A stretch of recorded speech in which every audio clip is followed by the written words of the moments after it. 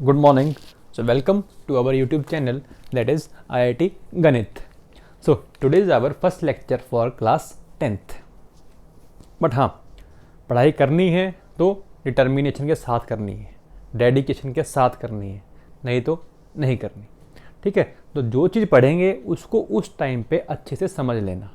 Doubt होगा तो साथ ही साथ क्लियर कर लेना, तब तो आपको बहुत ईजी लगेगा मैथ क्या, कोई भी सब्जेक्ट बहुत इजी होता है अगर आप उसको रेगुलर बेसिस पे करते हो। नहीं तो जब आप डाउट्स को एक साथ इकट्ठा करते रहते हो तो वो क्या बन जाता है, आपके लिए डिफ़िकल्ट टास्क बन जाता है। इसलिए कोई भी चीज़ अगर सीखनी है तो साथ के साथ उसको अच्छे से सीखो, डाउट्स को मत रखो, डाउट्स को आगे मत लेके चलो। ठीक है, सो इसी अपने टारगेट के साथ हम स्टार्ट करते हैं अपना नया chapter, that is real numbers. Okay, so एक कहानी बताता हूँ पहले, जो अपनी एनसीईआरटी में भी दी हुई है। तो वो कहते हैं, एनसीईआरटी में कहानी दे रखी है, कहते एक बंदा था, एक ट्रेडर था, उसके पास एग्स थे, तो वो एग्स लेता हुआ चल रहा था और वो बेच रहा था। ठीक है, एक सड़क के ऊपर बेच रहा था। चलते चलते कोई एक रास्ते में आदमी मिला, कोई बहस हुई आपस में, उसने क्या किया, तोड़ फोड़ कर दी, सारे अंडे गिरा दिए। ठीक है, अब सारे अंडे गिरा दिए तो अंडा तो गिरते ही टूट जाता है, तो वो सारे टूट गए। भाई का होगा पूरा नुकसान। अब नुकसान हो गया, अब क्या करें, चला गया भाई पंचायत के पास गया तो पंचायत वाले पूछते हैं कि बताओ कितने अंडे थे।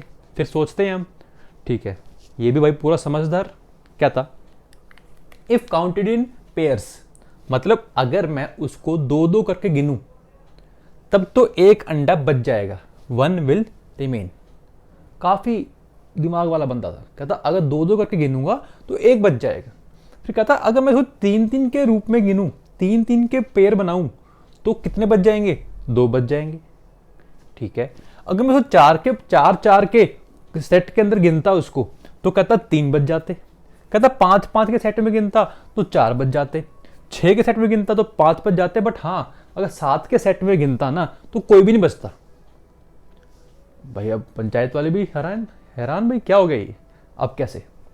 तो ठीक है, वहाँ पे कुछ आप जैसे इंटेलिजेंट बच्चे बैठे थे।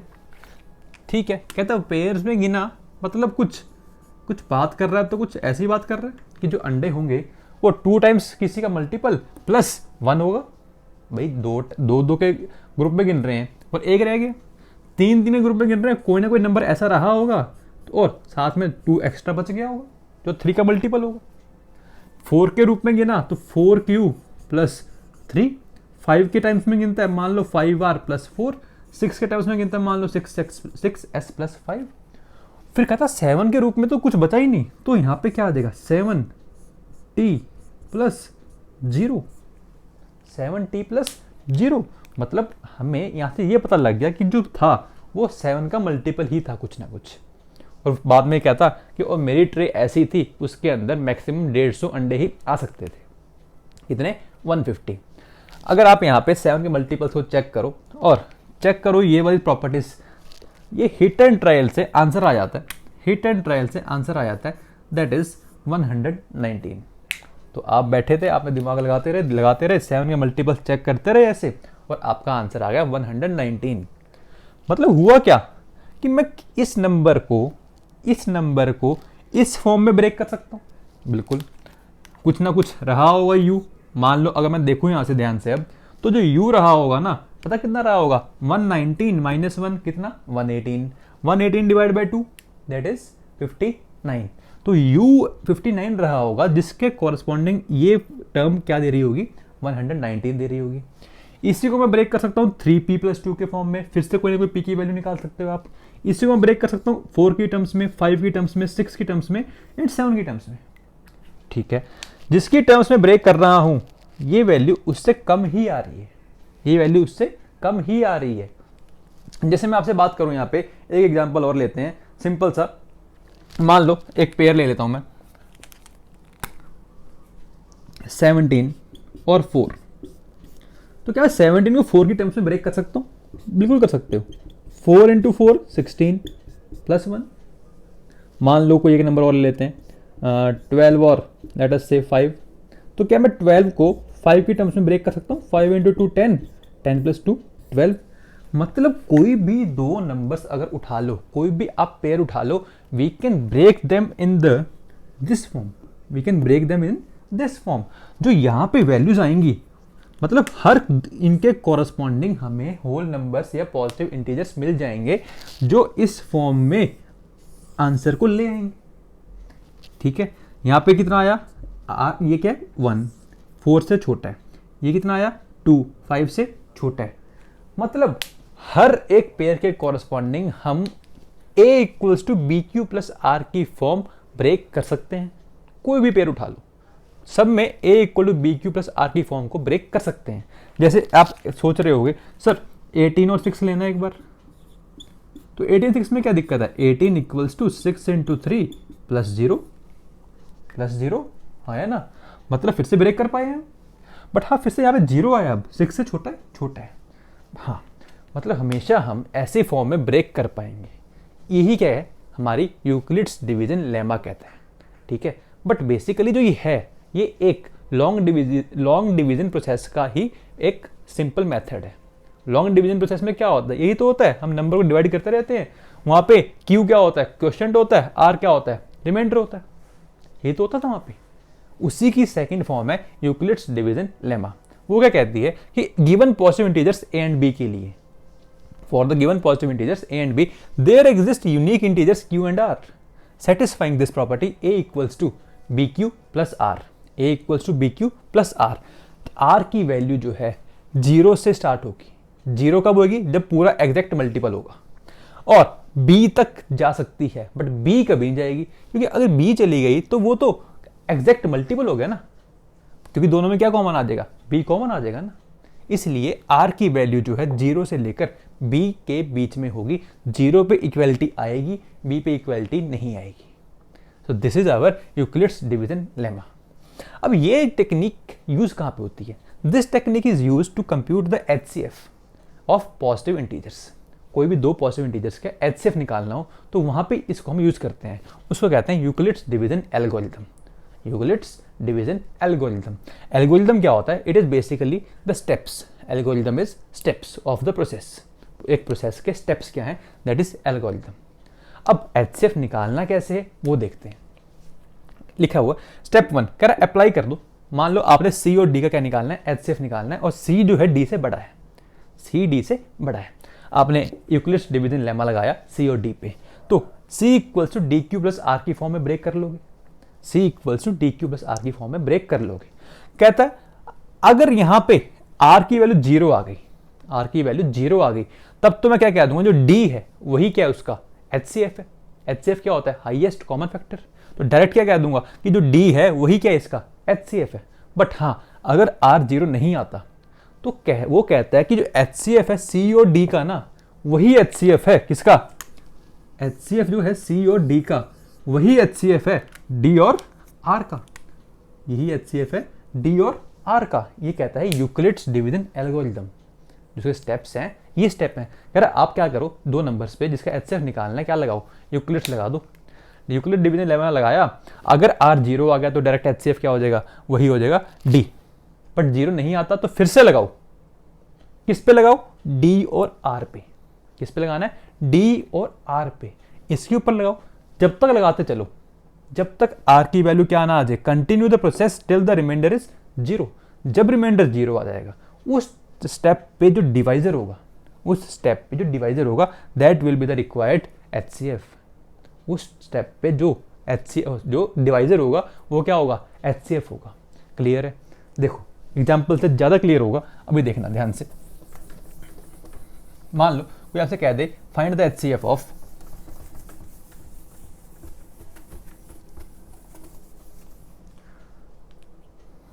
कोई कह देता आपसे कि HCF निकालो 115 एंड 225 का। इससे निकालते हैं तो क्या करेंगे? 225 बड़ा है तो 115 इंटू 1 प्लस कितना बच गया?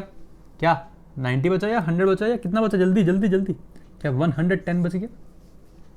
है ना।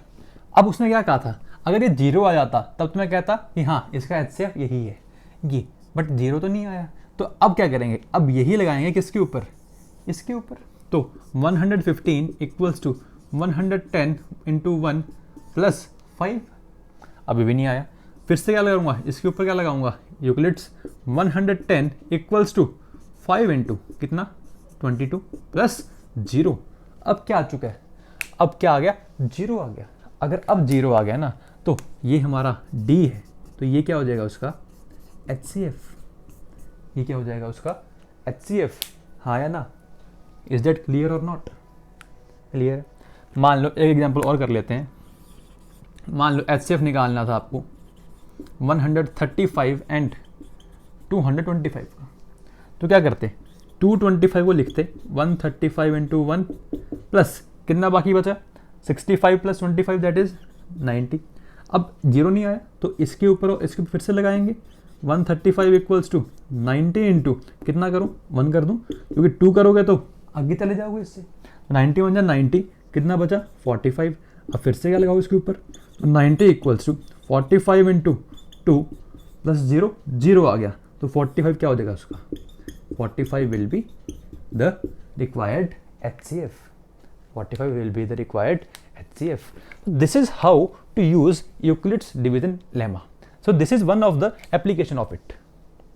हम इसको लॉन्ग डिवीजन से भी निकाल सकते हैं। अब लॉन्ग डिवीजन से कैसे निकाल सकते हैं, देखना ध्यान से। मैं क्या कर रहा हूँ, इसको ऐसा 225 को 115 से डिवाइड किया तो 115 बन जा 115, कितना बचा 110 बचा। अब क्या करो, यहीं पे नेक्स्ट डिवीजन बना लो और इसको उठा के यहाँ पुट कर दो। यही तो कर रहे हैं यहाँ पे भी हम। 115 इक्वल्स टू 110 इंटू 1 प्लस 5, ऐसा तो कर रहे हैं। फिर क्या करेंगे, इसको यहाँ बना लो, यहाँ क्या लिख दो 110, 5 22 जा 110, क्या बचा 0। तो जब 0 बचा, जो इस टाइम पे डिवाइजर है वो क्या है 5, तो वो क्या हो जाएगा HCF, that will be HCF। Okay, so this is the process of finding the HCF, that is highest common factor. Clear है। और मेथड भी है, वो भी बताऊंगा आगे, बट हाँ यहाँ तक क्लियर है। चलें, इसकी एक और एप्लीकेशन है वो देखते हैं। एक क्वेश्चन लिखवा रहा हूँ, क्वेश्चन लिखना है एक। तो first of all pause the video and note all the points. Okay, so I am rubbing it.